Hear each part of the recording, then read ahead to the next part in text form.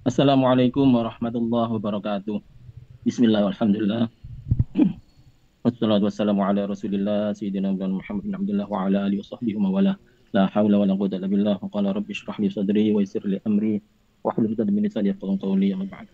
Bapak dan Ibu sekalian, alhamdulillah bisa silaturahim sudah 2 tahun ini saya nggak ngajar di ITS, jadinya kangen sekali. Mudah-mudahan ini silaturahim pengajian sekaligus bisa juga jadi tombol kangen. Ini hari ini saya bersyukur mendapatkan kesempatan bisa silaturahim sekaligus bisa ngaji bareng dengan Bapak dan Ibu sekalian. Hadirin saya hormati, kita beri salatul muawana atau juga kitab Nasha'id Diniyah kita kaji setiap hari Ahad pagi, Minggu pagi setelah sholat subuh. Hari ini kita lanjutkan kajian tersebut yaitu kitab Nasha'id Diniyah. Saat ini kita sudah sampai pada bab tentang ilmu, di mana pada saat sebelumnya kita sudah belajar tentang takdir. Nah, cuman mungkin ada sedikit kesimpulan bahwa Rasulullah juga melarang kita terlalu dalam membahas masalah takdir, karena kalau keliru membahasnya itu areanya adalah jadinya apatis atau malah sebaliknya jadi sombong. Kenapa kok bisa apatis? Karena segala sesuatu memang sudah ditentukan oleh Allah. Sampai ada beberapa teman akhirnya salah paham, bilangnya itu akhirnya enggak, Tuhan enggak tahu apa yang kita lakukan. Nah, itu sampai gitu. Atau kadang ada yang sampai mengatakan bahwa oh, baik itu dari Tuhan, jelek dari setan, kebaikan itu disetir langsung oleh Allah Ta'ala. Oh, padahal sehari-hari kita itu justru banyak kejahatan daripada banyak kebaikan. Nah, kalau gitu berarti Tuhan itu setiap hari kalah, yang menang setan terus menang. Masa gitu?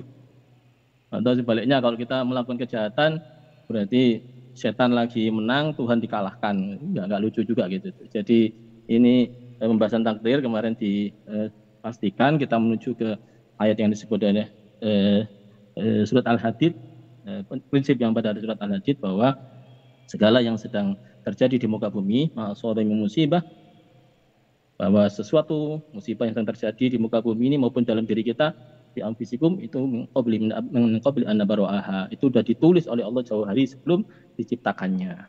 Kenapa litak saw alama fatakum? Itu kalau ada yang luput dari kita, ada yang nggak bisa kita capai, itu kita nggak terlalu menyesal karena sudah dalam skenario Allah.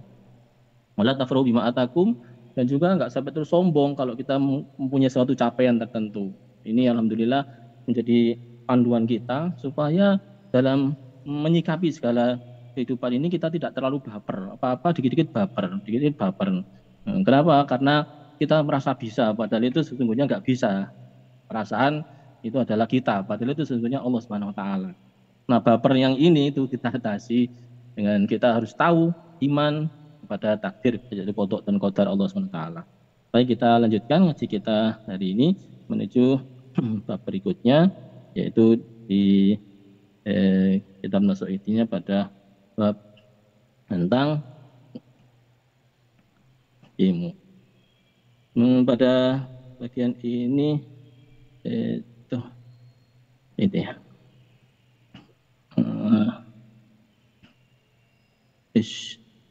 Iya, ilmu bi ahkamil zakat. Nah ini. Bismillahirrahmanirrahim. Wa'alamu ma'asyiral ikhwan, manallahu alaina wa alaikum bil afiyah wal yaqin. Wa salaka bina wa bikum masalikal muttaqin annahu la budda likulli muslimin wa muslimatin min ma'rifatil ilmi. Ya, diri yang saya hormati, kita belajar ini kitab Nasha'id Diniyah yang disusun oleh Sayyid Abdullah bin Ali al-Haddad. Beliau adalah salah satu ulama yang menjadi panutan para ulama di seluruh tanah air kita, bahkan di seluruh dunia. Nah, kenapa kita harus belajar dari kitabnya para ulama? Kita mesti tahu bahwa yang disebut belajar itu juga menyusun mindset. Kalau kita punya mindset yang benar, maka cara penyikapan kita juga benar. Jadi belajar ilmu itu diusahakan belajar dari kitabnya para ulama. Kita kalau melajari Al-Quran tanpa panduan dari para ulama, akhirnya kita punya interpretasi sendiri terhadap Al-Quran. Padahal seringkali interpretasi kita itu tidak dibekali ilmu yang cukup. Loh, saya ini profesor, udah doktor juga, masa kurang cukup? Iya, tapi kan di bidangmu. Bidang saya itu ilmu komputer ya, kira-kira nggak jauh dari hal-hal itu. Makanya harus ikuti para ulama bagaimana cara menafsirkan sebuah kalimat, bagaimana menafsirkan sebuah ayat. Karena pada saat kita menafsiri berbeda, maka terjadi pemahaman yang berbeda pula, dan itu bahaya kalau sampai tidak seperti yang disampaikan oleh Rasulullah. Dan sekali lagi kita belajar itu susahkanlah. Kalau baca itu kita baca kitabnya para ulama. Nah kalau kita baca itu, maka nanti cara berpikir kita, cara menyikapi kita itu persis seperti cara menyikapi oleh para ulama. Prinsipnya begini, contoh itu jangan banyak-banyak. Contoh itu satu aja, yaitu Rasulullah Muhammad SAW. Nah, Nabi Muhammad ini udah mencontohkan banyak sekali cara-cara menyikapi di dalam hidup ini. Dan itu harus kita contoh. Jadi kalau ada pernikahan misalnya, kita mesti tanya ini, kalau caranya Rasulullah gimana ya? Oh gini. Misalnya istri lagi marah, bagaimana Rasulullah dari menyikapinya ya?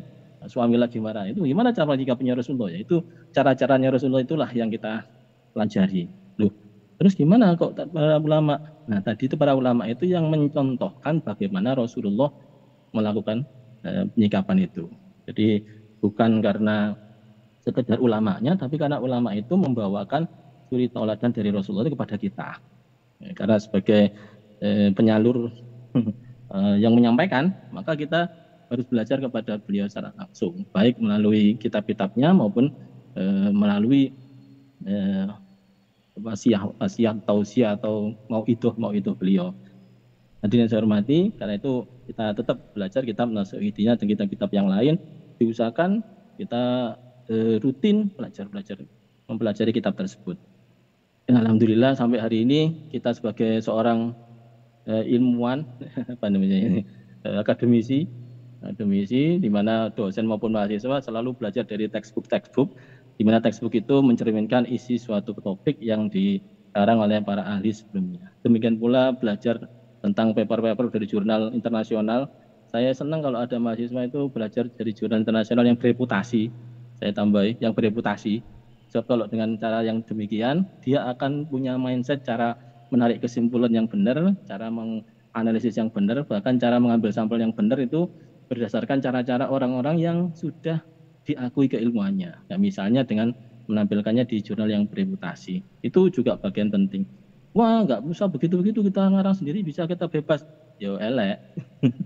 Dikirim ke jurnal yang tidak bereputasi aja nggak diterima.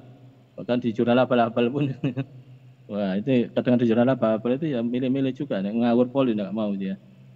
Ya jangan, kita pakai jurnal yang internasional yang bereputasi. Itu artinya apa yang kita tulis, apa yang kita idekan itu, bahkan apa yang kita lakukan itu ternyata sudah standar. Baik hadirin, dari kitab ini kita belajar bagaimana Rasulullah menyampaikan kepada kita tentang kehidupan ini. Nah, pada bagian ini kita diminta untuk banyak belajar. Artinya ilmu pengetahuan yang sudah disediakan oleh Tuhan Yang Maha Kuasa ini, mari kita pelajari. Sampai kapan kita belajar? Ya minal mahdi adalah yang mulai lahir sampai nanti meninggal dunia tetap kita harus belajar. Oh, ilmunya apa aja? Ilmu, semua ilmu. Ilmunya Allah aja apa ilmunya manusia? Enggak ada. Semua itu ilmu aja, ilmunya Allah. Ini kalau surat Al-Kahfi dibaca, ini hari Jumat ya. Kemarin itu hari Jumat mesti baca surat Kahfi ya. Ini di akhir surat Kahfi ada tulisan, ada ayat yang berbunyi Bismillahirrahmanirrahim. Wallahu kana al-bahru dan kalimati rabbi lana badal bahru qabla an tanfada kalimat rabbi walau ji'na bimithlihi madada.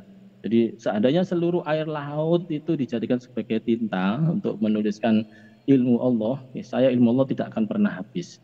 Meskipun didatangkan air laut sejumlah itu.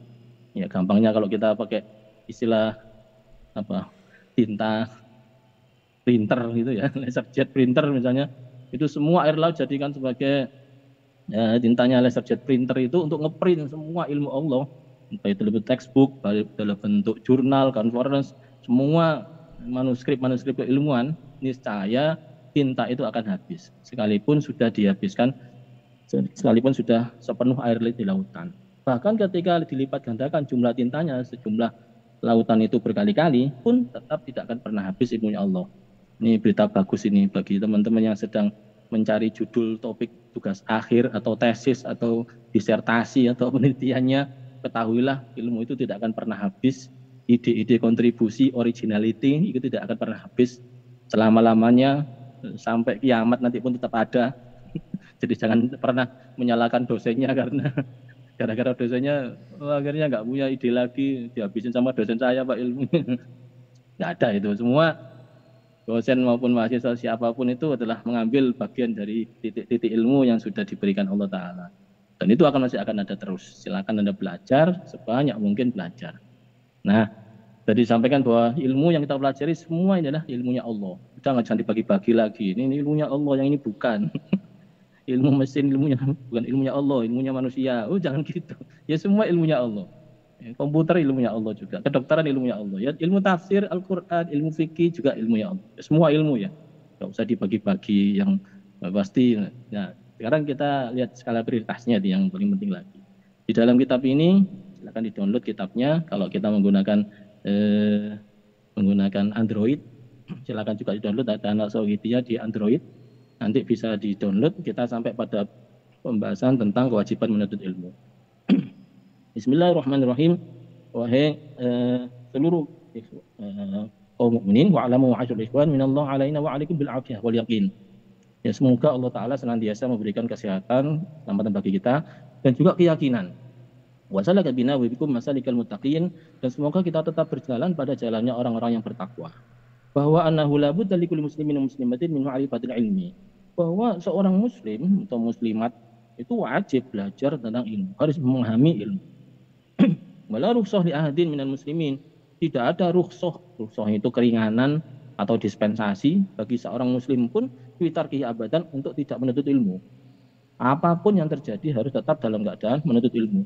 Nah, saya ini sudah tua, sudah pensiun, masa tetap ngaji? Wajib tetap.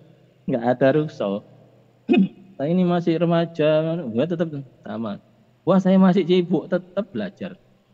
Ya, mohon maaf ini saya itu sejak 2 tahun yang lalu itu berubah profesi itu kaget bener.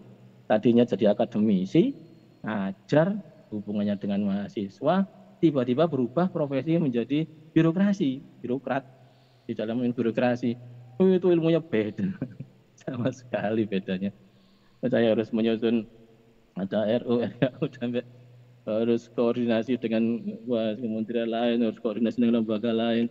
Itu ngadepin orang yang kadang itu koyok-koyok untuk negara tiba bati ini wakai. Wah, sampai itu tiba bati itu. Koyok-koyok untuk negara tiba ngedukno APBN syarat-syarat kanggo dirinya sendiri. Nauzubillah min dzalik. Kulo itu terjadi loh. Ini saya sarankan ini teman-teman semuanya ini jangan alergi ya, belajar ilmu tentang pemerintahan, ilmu tentang komunikasi, mohon tidak alergi. Ini perlu ini. Bayangkan kadang-kadang seseorang itu bikin sebuah peraturan atau undang-undang atau apa istilahnya ya, sesuatu keputusan ya, permen dan sebagainya itu koyok-koyok idealnya untuk kemaslahatan umat manusia, koyok-koyok kata-kata gitu. Setelah kita baca loh, ini karepe Pak Iku kan ben nguntung nasian kan udah. Ya apa sih, ini kan melanggar undang-undang, ini melanggar kemanusiaan, ini melanggar. Nah, karena itulah kita mesti mengasah mindset kita, mengasah otak kita, bahkan mengasah hati kita supaya lebih sensitif lagi bahwa sesuatu itu hak atau tidak, batil atau tidak. Itu penting sekali itu. Nah, terus belajarnya gimana? Ya semua saya belajar soal alergi. Terus belajar ilmu apa yang pelajari, insya Allah diperguna. Enggak saya berguna ya engkau bisa jadi satu seakan. Kalau enggak itu bahaya sekali. Kita kadang-kadang ya dipakai legitimasi bagi orang lain untuk harapan orang itu. Wah ya untung dah ya. Kita apa rugi? Kita gak rugi sebetulnya. Kan rugi negara rugi, awak dewi rugi sama aja. Ini banyak sekali orang-orang yang main-main seperti itu. Sebelah mendalik. Kata kayaknya, wah ini ada penghargaan begini tiba penghargaan karena dia beli sesuatu ke situ dapat duit banyak. Maka tokonya atau lembaganya itu akhirnya ngasih penghargaan. Bisa jadi sesuatu yang kayaknya enteng, tiba ono sing badi, sebelah mendalik. Hati-hati, dan itu menghabiskan duitnya negara banyak sekali, nggak miliar kadang sampai triliun, ngeri kan ya? Ya padahal itu ternyata ini tiba bojo, tiba bojo, bikin sebuah apa ya sistem yang isinya, wah saya sulit ceritakan ini kalau di umum lagi direkam agak berat ceritakannya, mungkin lain kali kalau sudah agak enteng ceritakannya. Ya karena kalau dibuka gitu dia repot ini, serba risih. Ya, baik, saya ceritakan aja bahwa tetap harus belajar, jangan sampai berhenti belajar. Ini apapun yang terjadi, rukhsah itu keringanan, jangan sampai jadi nggak ada orang keringanan. dapat keringanan untuk nggak belajar, jangan. Usaha ini sudah pejabat tinggi, sama aja, walaupun benar pejabat tinggi tetap harus belajar. Tadi saya contohkan ya, begitu ada program baru. Program baru ini belum pernah ada sebelumnya. Wah, itu harus belajar. Banyak orang terjebak akhirnya ngawur bikin program. Itu kenapa? Karena nggak takon-takon. Nggak mau belajar kepada yang lebih muda. Nggak mau belajar kepada bawahannya. Nggak mau belajar kepada yang sudah senior. Akhirnya dia ngawur, nubruk-nubruk. Wah, aturan ditubruk akhirnya. Apalagi yang pernah eh, merobohkan pagar yang dulu dia tidak tahu kenapa pagar itu didirikan. Hati-hati, jangan pernah merobohkan pagar tanpa tahu kenapa pagar itu dulu didirikan. Wah, kita mentang-mentang ikat semuanya. Maka terjadilah kerusakan-kerusakan di bumi. Akhirnya banyak yang dirugikan. Belum dalik. Ya, ojo isin-isin. Akhirnya belajar kepada, walaupun kepada orang yang lebih junior daripada kita, istilahnya kepada murid kita atau kepada anak buah kita, itu nggak apa-apa. Saya masih ingat kalau eh, hari Rebu itu saya suka mengadakan namanya Zemi. Jadi di dalam lab saya itu atau di dalam kelas saya, di ruang saya itu setiap hari Rebu saya adakan pertemuan ya barang 2 jam kira-kira. Maka mahasiswa melakukan presentasi terhadap paper yang kira-kira qualified lah. Nah, di paper itu ditampilkanlah metodologi yang bagus. Dari situ saya belajar. Gitu ya. Akhirnya punya ide untuk membuat sebuah originality baru. Sehingga mahasiswa itu juga punya ide untuk membuat originality yang baru. Maka dia akhirnya bisa menyelesaikan TA-nya, bisa menyelesaikan tesisnya atau disertasinya, bahkan punya publikasi yang bagus. Artinya yang belajar itu sebetulnya kan saya.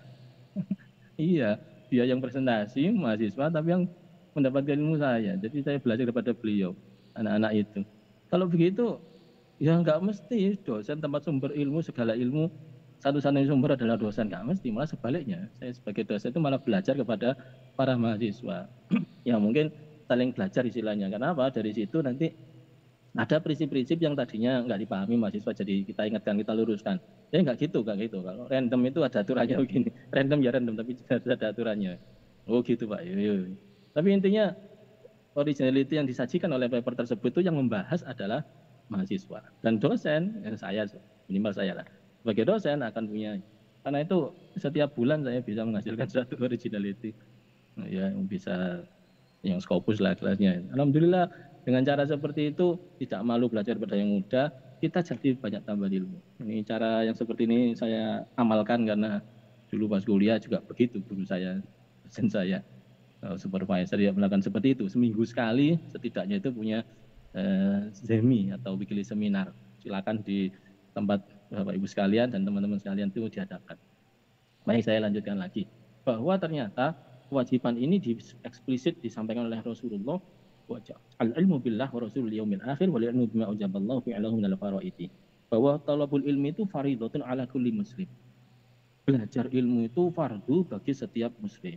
Terutama ilmu apa? Al-ilmu billah wa rasulul yaumil akhir. Yaitu pengetahuan tentang Allah, tentang Rasulnya, tentang hari akhir. Ya mohon maaf ini banyak teman-teman yang pulang dari luar negeri itu kadang-kadang membawa paham yang pahamnya itu aneh, yaitu sudah nggak kenal Tuhan lagi. Ini bukan aliran-aliran dalam Islam, bukan. Ini sudah pahamnya ke arah ateis, nggak kenal Tuhan. Dan lebih gawat lagi ke sini lagi, makin ke sini itu sudah istilahnya tidak peduli adanya Tuhan. Wah, ada atau nggak ngurus. Ini sudah mulai jadi trennya anak muda, dan itu sangat mengkhawatirkan. Ya makin ke sini makin ke sana ya. Makin ke sini pikirannya makin ke sana. Sudah tidak ngurusi ya lagi, tidak mau apalagi mempelajari, apalagi mau kenalan dengan Allah Subhanahu wa taala. Di sini alhamdulillah di Indonesia ini apalagi di Surabaya masih banyak ulama-ulama yang mau atau bersedia berkenan ngajari kita tentang Allah Subhanahu wa taala. Apalagi di kampus ITS Wolilo itu kelilingi pondok pesantren bagus-bagus, ada ya Tobib almarhum Nabi ya Tobib ya, itu putra putrinya yang juga ngajari di pondok Pesantren Muhyiddin, di Keputih itu ada pondok Darussalam, itu kiai-kiainya banyak. Ini semua adalah para kiai, para ulama yang sudah diajari oleh gurunya, dan gurunya oleh gurunya sampai kepada Rasulullah langsung. Itu yang cara mindset berpikirnya itu otoritatif ya, Pak. Ada otoritas untuk berpikir seperti itu oleh gurunya dan seterusnya.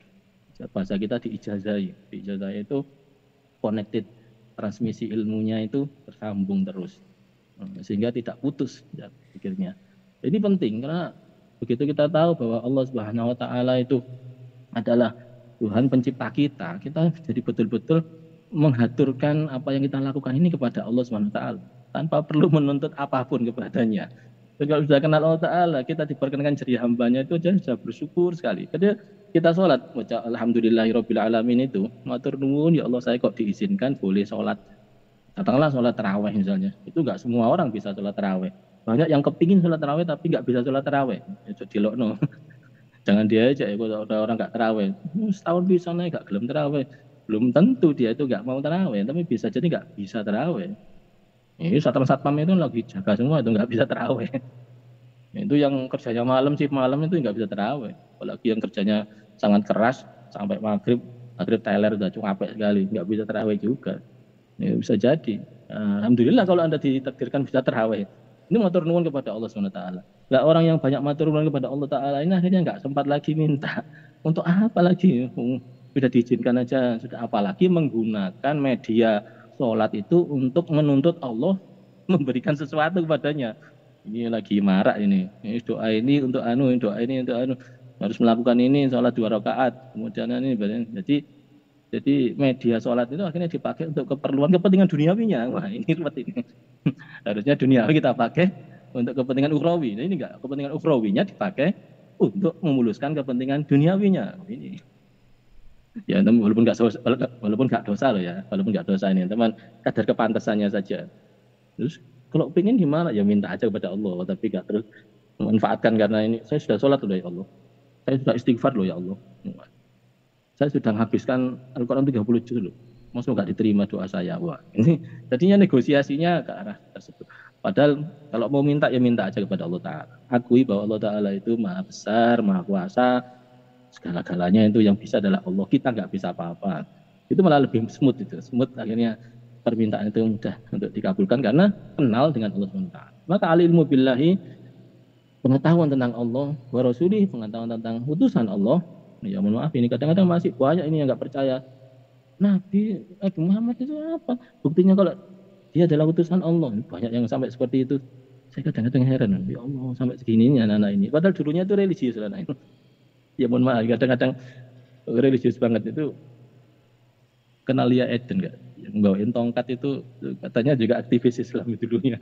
Ya Allah sampai kayak gitu. Ini hati-hati kok. Jangan ngecek orang lah. Menghina itu bahaya. Padahal kalau sampai apa ya kualat itu apa ada? Itu ada buktinya. Ini Rasulullah nyampaikan man ayyara akhahu bidambin lam yamut hatta ya'malah. Itu ada hadis bunyinya begitu. Hati-hati jangan sampai kau menghina seseorang. Kalau kau menghina seseorang itu hak mati-mati sampai ngelakoni penghinaan itu. Gitu. Ngeri kan? Jadi gak mati-mati itu artinya ya sebelum mati dia akan punya kesempatan untuk menjadi hina seperti itu. Hati-hati. Ojo ngenyek wong. Ini apa? Lam ayyaro man ayyara akhahu bidambin lam yamut hatta ya'malah. Jadi seperti itu. Hati-hati kualat. Ini bahasa Jawanya kualat gitu aja ya. Bahasanya ketulahan. Bahasa sudahnya pamali. Baik, al-ilmu billah wa rasulih. Nah, Rasulullah akhirnya ketahuan bahwa kita ternyata ada tuntunan yang diajarkan kepada ulama, dan para ulama ini secara koneksi, secara terstruktur tersambung melalui sebuah graf yang ujungnya itu rootnya itu adalah Rasulullah, dan itu nggak main-main, itu dibuktikan secara ilmiah. Banyak kitab yang isinya itu adalah sanad keilmuan tadi. An Rasulullah SAW gitu. Itu adalah sanad dari sebuah hadis yang menjadi perintah dari Rasulullah. Demikian pula Rasulullah ke atas kepada Allah Subhanahu wa taala. Ini sempat tanya kepada itu. Apa jaminannya bahwa Rasulullah itulah memang utusan Allah? Rasulullah dari malaikat Jibril dari Allah Subhanahu wa taala. Nah gini, kalau ilmu itu dikasihkan berkali-kali, informasi itu dikasihkan berkali-kali, bahkan ribuan kali dari Allah Ta'ala malaikat Jibril kepada Rasulullah, itu kalau emang dari satu sumber ya konsistensinya akan tetap terjaga. Mungkin jadi tidak terjaga kalau sumbernya itu tidak trusted. Kalau ternyata 30 juznya Al-Quran itu 6.600 sekian ayat itu konsisten seperti ini, dan seluruh ucapan Rasulullah dan diharapkan itu diriwayatkan oleh para ahli hadis seperti itu, Ya, Imam Bukhari ribuan hadisnya, Imam Muslim ribuan hadisnya, isinya kok konsisten, satu sama lain saling mendukung, tidak satu pun yang berbeda. Maka kondisi ini bisa menjadi jaminan bahwa memang sumbernya itu adalah satu, tidak ada sumber lain. Nah ini banyak dipertanyakan karena memang itu timbul dari, gak usah kita mengkultuskan seseorang. Memang kecintaan orang kepada Rasulullah ini lama-lama makin digerus, sehingga makin tidak cinta kepada nabinya, lebih cinta kepada tokoh-tokoh lain di luar nabi. Karena itu mari kita cintakan keluarga kita, murid kita kepada Rasulullah. Kita sering ceritakan jati diri Rasulullah, sikap-sikap, sifat-sifat Rasulullah itu harus kita sering ceritakan itu. Kalau tidak keputus obor, kepaten obor itu apa namanya? Ya keputus informasi, sehingga tidak jadi cinta kepada Rasulullah, akhirnya cinta kepada tokoh-tokoh lain yang seharusnya tidak demikian. Ya, alimu billah wa rasuli wal yaumil akhir. Demikian pula pengetahuan tentang hari akhir itu adalah pengetahuan yang diajarkan oleh para ulama, para guru kita, supaya kita tahu bahwa nanti di hari akhir itu adalah hari terakhirnya hidup di dunia, hari terakhirnya beramal, dan setelah itu namanya hari pembalasan. Ya, hari ini namanya hari amal, la jazaa, tidak ada pembalasan. Nanti kalau di akhirat itu darul amal, itu tempat darul jaza, tempat pembalasan. La amalan, tidak ada amalan di sana. Artinya kalau sekarang kita berbuat baik sebaik apapun, bisa jadi nggak ada balasannya, bisa jadi. Anda jangan GR, mentang-mentang Anda wiridannya banyak, sholat sunahnya banyak, terus pasti nanti jadi kaya raya. Nggak mesti. Banyak orang yang wiridannya banyak seperti itu ya tetap nggak kaya, tetap aja miskin, tetap aja bisa jadi.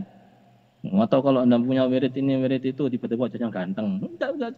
Masih banyak yang wiridannya banyak, tapi tetap hidungnya pesek. Masih banyak, tetap masih jomblo. Masih banyak. Ya ada juga yang nggak pakai wiritan pun ternyata wajahnya cantik, wajahnya ganteng. Di sini memang tempatnya amal, bukan tempat balasan. Orang yang jujur, terus akhirnya jadi orang hebat, enggak mesti juga. Para orang jujur ya hancur juga ada. Jujur, enggak dua apa-apa hancur, dikorbankan oleh orang lain, enggak. Itu banyak juga. Jangan GR, kalau jujur mesti wong itu digoyo jaya. Enggak mesti begitu. Banyak orang jujur ternyata ya memang dilemahkan, lemah beneran. Walaupun ada juga orang jujur keluar dikdayanya, keluar kesaktiannya, keluar pengaruhnya, ya itu banyak. Tapi nggak mesti. Sekali lagi, dunia itu adalah tempat darul amal, untuk beramal. Nah, tidak ada jaza di situ. Kalaupun ada, hanya sekedar rihul qabul. Itu indikator acceptance ya. Apa itu kalau di bahasa paper itu ada acknowledge bahwa ini adalah ini papermu itu acceptance, sudah di-accept. Tapi yang sesungguhnya bukan di situ, di akhirat kelak. Ya ibaratnya kalau indikator itu ya mangga itu kan kalau matang baunya harum ya. Kena baunya mangga itu enak nggak? Seneng, enak. Tapi kan belum nyicipi mangganya. Dimanapun kalau dikupas, mangga yang matang itu dimakan, enak sekali. Ini belum merasa enak itu, masih ada baunya saja. Ya bau aja sudah lumayan ya. Itu namanya indikator keterterimaan. Sama seperti orang yang menghargai orang tuanya, misalnya hidupnya enak, anak turunnya. Dia dan anak turunnya hidupnya. Nah, orang yang menghargai gurunya, misalnya ilmunya barokah, manfaat. Jangan sampai menghargai guru tapi nggak menghargai orang tua. Itu biasanya juga hidupnya nggak enak itu biasanya. Meskipun pinter. Atau sebaliknya, menghargai orang tua tapi nggak menghargai guru. Itu biasanya walaupun hidupnya enak tapi sama ilmu itu nggak familiar dia. Nah, uru-uruannya angel. Anak-anaknya pada dikon belajar itu angel dibandani, dibiayai macam-macam tidak tutup gone. Ya apa? Ada yang nggak dibiayai tapi tutup gone kan? Ada yang dibiayai sampai ente-entean biaya unlimited ternyata nggak jadi apa-apa. Itu ada juga. Biasakan untuk menghargai orang tua yang menghargai guru. Nah itu ada indikator keterterimaannya. Indikator diterimanya itu tadi itu enak itu. Tapi sekali lagi itu bukan jasa. Itu adalah indikator. Karena dunia darul amal, bukan darul jasa. Nah akhirat setelah yaumil akhir itulah baru darul jasa. Tidak ada darul amal, tidak ada tempat itu. Nggak perlu beramal. Kenapa? Karena sudah selesai.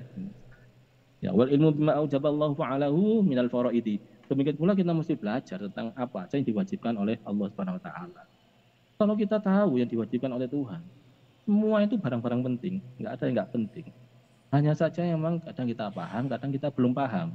Untuk bisa paham, Ya dilakoni aja dulu, nanti sama paham-paham sendiri. Kalau kita menuntut harus paham dulu yang sudah difardukan Allah ini, ya nggak sampai tempat. Nih. Wajibkan sholat 5 waktu. Itu saya pernah punya teman itu, angkatan berapa ya itu. Kalau bilang wajib puasa Ramadan ini ngerokok dia. Kenapa ngerokokan? Saya tidak tahu apa manfaat puasa. Akhirnya tetap rokokan selama bulan puasa. Ini loh, nek diperintah Allah Ta'ala puasa Ramadan, poso. Soal manfaat nanti kita cari bareng-bareng. Karena manfaat itu ada yang manfaat yang langsung lahiriah, ada yang batiniah. Lahiriahnya katakanlah dengan puasa itu menurut Rasulullah gampang aja. Farhata ini dua kebahagiaan. Farhata ini ketika ayat itu ketika berbuka. Ya, iyalah, ketika makan. Orang puasa itu waktu makan itu bahagia banget. Kok bahagia banget kenapa? Ya tadinya lapar, lemas, sekarang itu akhirnya bisa seger kembali, bisa sehat kembali apa? Ya oleh air minum tadi itu. Maafin yang kedua bisa menghargai meskipun hanya semacam air putih, meskipun semacam gedang goreng, meskipun meskipun itu adalah kolak. Hari biasa nggak patik seneng kolak, tapi wah ini kayak puasa seneng kolak ya. Mungkin pula air putih mungkin biasanya wah ya saya enak tuh, masuk air putih ya kopi atau latte lah. Oh sih sekarang air putih ternyata bisa membuat kita jadi segar, ya menghargai. Ya kalau mau cari hikmah masih banyak lagi. Tapi yang penting bahwa semua kefarduan dari Allah kita harus tahu dan kemudian dijalankan. Wa bima ujaba tarukahu minal maharim. Demikianlah yang diharamkan oleh Allah. Apa aja yang diharamkan kita mesti tahu itu. Ya karena itulah pentingnya ngaji saudara-saudara. Qala Rasulullah SAW talabul ilmi faridatun ala kulli muslimin. Dalam hadis yang lain disebutkan qala alaihi salatu wasalam utlubul ilma walau bisin. Tuntutlah ilmu sekalipun harus pergi ke negara Cina. Ini Cina itu terkenal pada zaman itu.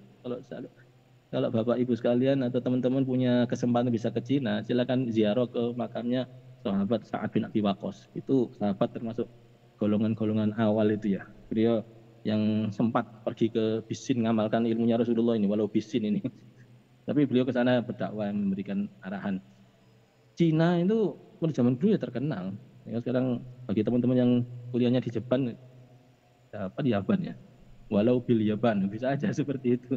Jadi walau bisnis ini meliputi ya Jepang, ya Eropa, ya Amerika, ya Australia, walaupun tempat yang jauh. Karena maknanya adalah ab'adul mawadi, tempat yang sangat jauh. Fa idza wajaba 'al muslimin an yatluba al-ilma wa in kana fi hadzal mahalli ba'id wa kaifa idza la yu'ali idza kana baina ulama wa la yahlifuhu. Kalau tempat yang jauh aja kita disuruh ke sana demi menuntut ilmu. Apalagi kalau di dekat-dekat kita itu banyak ulama. Apalagi kalau dengan apa namanya handphone kita, Android kita, apa gadget kita juga bisa belajar dari para ulama tersebut. Oh, lebih penting lagi itu, lebih harus lagi. Alhamdulillah sekarang ini video-video tentang ilmu tafsir, video tentang hadis, video tentang ilmu fikih itu mudah sekali diperoleh.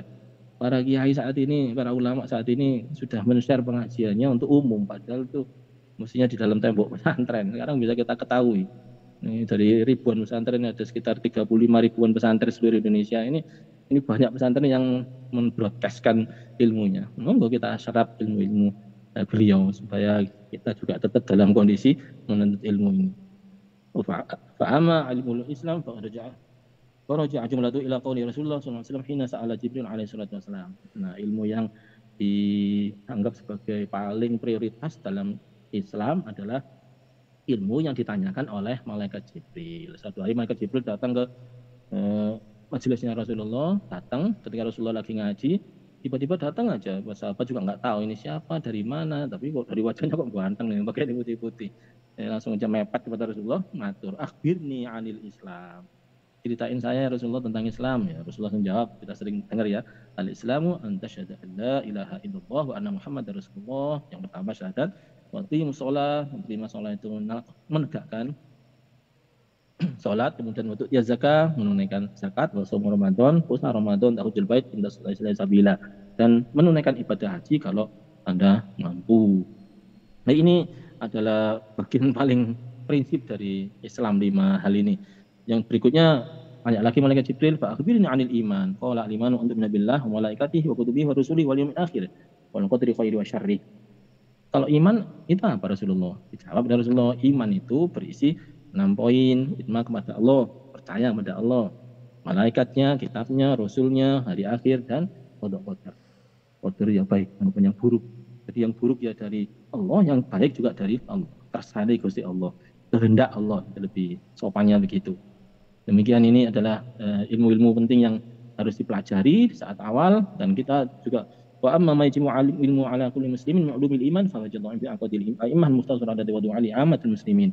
Demikian pula tentang ilmu-ilmu yang diajarkan tadi itu tercantum pada kitab-kitab para ulama. Monggo dipelajari. Imam Ghazali menjelaskannya sangat detail. Saya kira itu aja dulu pada kesempatan ini. Mudah-mudahan bermanfaat. Kita semua bisa menjadi seorang santri, seorang pembelajar yang kalau dilihat statusnya ini dalam hadis berikutnya itu disebut sebagai yaltamisu, yaitu menempuh jalan menuju surga. Jadi mungkin memang kita belum jadi seorang ilmuwan, belum jadi seorang ulama, belum jadi seorang yang ahli ilmu, tapi berusaha untuk menuntut ilmu itu dianggap sebagai orang yang di perjalanan menuju surga. Statusnya status OTW surga gitu. Karena OTW surga ya alhamdulillah, kalau sudah saat itu dicabut nyawa oleh Allah Ta'ala, berarti itu statusnya adalah status surga. Nah, soalnya yang lain diatur oleh Allah. Urusan apapun di Allah yang ngatur. Itu aja. Sepenting belajar. Soal paham nggak pahamnya itu urusannya Allah. Jadi orang baik atau nggak baik itu urusannya Allah. Pasrahkan semua kepada Allah. Kita tetap belajar aja, mohon kepada Allah SWT. Sama lah seperti kita kerja, urusan rezeki itu urusannya Allah. Yang penting kerja. Yang dagang juga begitu. Mau untung atau enggak itu urusannya Allah. Yang penting dagang. Karena itu kalau orang ditanya senang kerjanya apa senang duitnya, harusnya senang kerjanya, jangan senang duitnya. Karena kerja itu adalah ibadah kita kepada Allah Ta'ala, dengan duit maupun rezekinya itu pemberian dari Allah SWT. Sakit itu ada jaminan berobat bisa sembuh nggak? Ya pokoknya berobat. Soalnya nanti sembuh urusannya Allah Ta'ala. Yang penting kita berusaha untuk berobat supaya sembuh gitu. Saya kira demikian. Kita akhiri dengan berdoa. Bismillahirrahmanirrahim. Alhamdulillahirrahmanirrahim. Alhamdulillahirrahmanirrahim.